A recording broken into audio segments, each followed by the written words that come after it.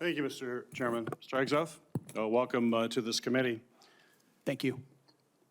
You know, we have far too much partisanship in our country right now. I think it's eating away at the fabric of what has always made this country great, about bringing people together from all sorts of backgrounds, all sorts of experiences. And we know that in our motto, together as one, we are strong. And so we in this committee, and certainly I speak for myself, but I think I speak for many of my colleagues, want to take partisanship out of this proceeding as much as we can. I'm not naive. It's out there. I get it. But we've got to try to take that out. And I want you to know that as a member of this committee, I have voted in a bipartisan way for secretaries of defense. I voted for 2 secretaries of defense when Donald Trump was previously president. We had those 2. We had, I think, 5 total secretaries of defense during that 4-year period. So we want to keep that in mind as to what we might see in this coming administration. But I voted, and we voted by a big margin for those folks as well. But part of that was the process and having an opportunity to get to know the person and understand their qualifications and understand the standards. You know, I made repeated requests to meet with you prior to this meeting. I know many of my other colleagues also wanted to meet with you. I did that with the other nominees that I was happy to vote for. I thought they were highly qualified individuals and true professionals. And yet I could never get a meeting with you. Was there a reason you were afraid to have one-on-one meetings with some of my colleagues before the hearing? Senator, I know there was a great deal of outreach to multiple offices. Schedules get full. There's a lot going on. I was ready. And I welcome the opportunity, pending ready. my schedule, to have an opportunity to sit down. I was ready. It would have been so much better to have that opportunity to talk beforehand. I think that's a big mistake, and it doesn't set us on a good course when you refuse to meet with people and have a professional conversation about the huge challenges that we face at the Department of Defense.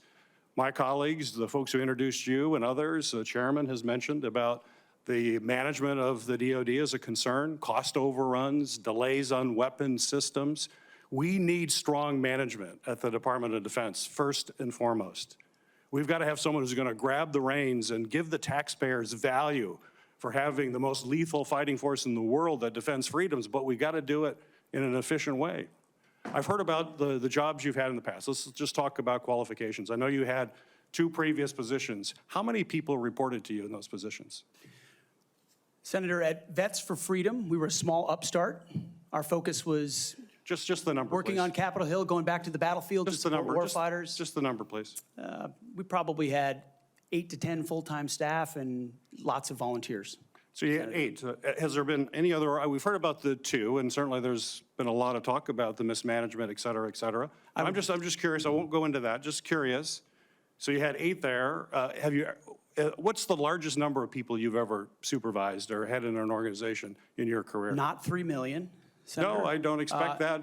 Very few people have ever had that experience. But how many? It's a straight up question. I think we had over 100 full-time staff at Concerned Vets for America, roughly, with thousands of volunteers. So 100 people. I was also a headquarters company commander, which would have been that's fine. a couple of hundred. So nothing remotely near the size of the Defense Department. Right. I would acknowledge that. Actually, Senator. not remotely near even a medium-sized company in America, let alone a big company in America, especially a major corporation. And we're hiring you to be the CEO of one of the most complex, largest organizations in the world. We're the board of directors here.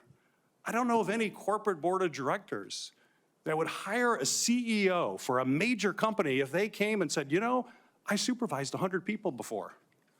They'd ask you, well, what kind of experiences you had? We need innovation. Can you give me an experience or your actual experience of driving innovation in an organization? Give me an example of where you have done that. Oh my goodness, Senator, absolutely. At Concerned Veterans for America, we created the Fixing Veterans Healthcare Task Force, a bipartisan task force that never been done before, to create policy, to drive policy change on Capitol Hill that organizations fought ferociously against. We got the VA Accountability Act passed and the Mission Act passed in a way that a nonprofit of our size, veterans organization, has never done. And that's testified in all the letters that we put forward to the committee, which are on the record. I have limited time. Thank you for that. Give me an example of where you've driven down cost.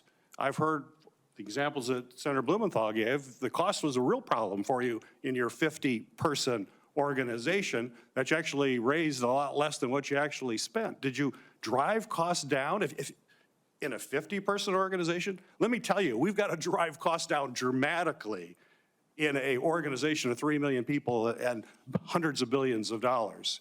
You don't have that experience that you can talk about. To me, this is, or acquisition reform. Acquisition reform, you bring that up. Have you had experience in acquisition reform? I've written about and studied on acquisition reform. Have you for quite actually some done time. it? Because what we need in the hands of our warfighters better change because we're not doing it well right now. It better, and we need people who have experience actually doing that. You know, you talk about standards. Again, I'm going to go back to CEO of the most complex organization in the world. I don't think there's a board of directors in America that would hire you as a CEO with the kind of experience you have on your resume. You talk about standards. You talk about raising or low, that we have a problem of standards in the DOD, and we have to raise standards for the men and women who serve. Do you think that the way to raise the minimum standards of the people who serve us is to lower the standards for the Secretary of Defense, that we have someone who has never managed an organization more than 100 people is going to come in and manage this incredibly important organization and do it with a professionalism and has no experience that they can tell us that they have actually done that? I have real problems with that. This is not about other issues that are brought up. They're all very important. I'm just about trying to get things done, managing efficiently, and having the best people who have demonstrated that in a large organization. And I'm sorry, but I don't see that in your background. There are a lot of other things you can do very well. You're a capable person, but you have not convinced me that you're able to take on this tremendous responsibility with a complex organization and having little or no significant management experience. Senator, I'm grateful to be hired by one of the most successful CEOs in American history, should I be confirmed. Mr. Hegseth, it seems to me that you've supervised far more people than the average United States senator supervises typically.